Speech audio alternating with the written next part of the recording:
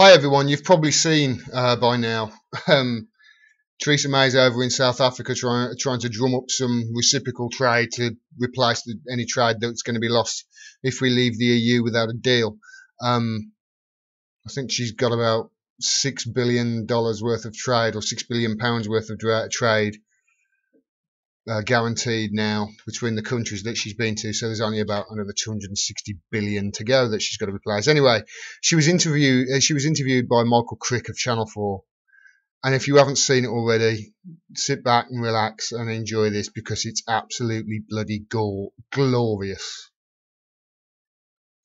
Mrs May, you're about to visit Robben Island. You were active in politics in the 70s and 80s. What did you do to help release Nelson Mandela? Well, I think what is important is what the United Kingdom did, and some of the actions. What did you do? What did you do? All right, straight away. That's brilliant. As soon as you hear a politician answer a question with, "Well, I think what is important is I don't want to answer," that means I don't want to answer the question, and he jumps on it straight away. Really good reporting. Did you go on protests? Did you get arrested outside the embassy? Did you boycott South African goods? Did you do anything? I think you know full well that I didn't go on protests, Michael. But what is important is the work that the United Kingdom, the work that the United Kingdom government did to ensure that it was able to give support where that support was needed, to enable Mrs Thatcher believed that Nelson Mandela was a terrorist. Were you a loyal Conservative Party member? Did you think the same thing? What was important was the support that the UK government was giving at the time, often support behind the scenes, but in other ways too. Oh, look at us struggling. This is just beautiful. It really is. To ensure that we saw the result that we did in relation to the ending of apartheid here in South Africa. A government led by a woman who thought that Nelson Mandela was a terrorist. Now, you're going to be going to Robben Island. Aren't you going to be feeling guilty that at the time Nelson Mandela was on Robben Island, you, Theresa May, did nothing to help his release? You personally. What I will be feeling, I think, when I go... Guilt. Remorse. That's what any normal person would be feeling, but obviously not her.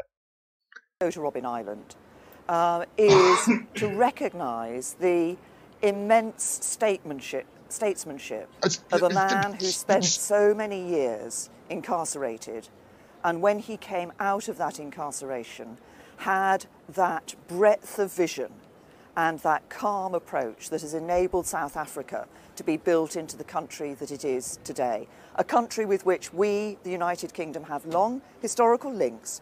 Of supporting apartheid. But for obvious reasons, but also with which we can forge a new partnership for the future. I just wanted to make a quick video about that, just to say, I don't get to say this very often, so well done Channel 4, well done Michael Crick. You know, I wish we had more mainstream journalists like that. What he's alluding there to was obviously, you know, this is what was going on in the 70s and 80s. This is, there's David Cameron there in the top left. This is the Bullington Club, or something like Bullington Boys Club, they called it, Etonian Club for the Toffs. There's David Cameron there, second from the left at the top row. And there's Boris Johnson there with the blonde hair sitting down on the right. David Cameron at the time, if I remember, I've written it down here, he was a member of the Federation of Conservative Students. And this is one of the posters that the Federation of Conservative Students put out at that time. Not very nice, is it? David Cameron was part of that group. And obviously Michael Crick there is asking those questions of Theresa May, because there was a person around during that time when Nelson Mandela was being incarcerated. There was a person who is in our government today who was standing up to apartheid then, same as he is standing up to apartheid in Israel today. He hasn't changed his rhetoric one bit in 30 or 40 or maybe even 50 years of politics. That's this guy on the right side of history. It is nice to see. Never let the Conservatives, never let the Tories whitewash their history when it comes to these sort of things. So always remember what side of history they have been on, because invariably it's the wrong side of history that they've been on, as is the case with Nelson Mandela. And the person that's been on the right side of history, he's the one they're currently labelling as an anti-Semite and a terrorist sympathiser. Never let the Tories ever whitewash their history, because I don't think they've ever been on the right side of it. If you like this video and you want to hear more, please click subscribe and click the bell down there as well, so you get a notification of when I drop further videos.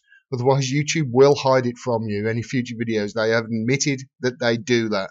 We are facing an absolute onslaught, a barrage from both the corporate media and corporations who are trying to silence our voices. They're trying to stop us from bringing you the truth and cutting through the partisan BS that you get in the mainstream media. They don't like it. We're their competition. So if you can support channels like mine, please do so. Please share the videos wherever you can. Talk to your friends and family and spread the word about what we're doing. If you can support us on Patreon, please do so as well. The link is down there. You can support me for as little as $1 a month, and every bit helps. We cannot do this without your support. Thanks very much for your support. Until next time, peace and take care.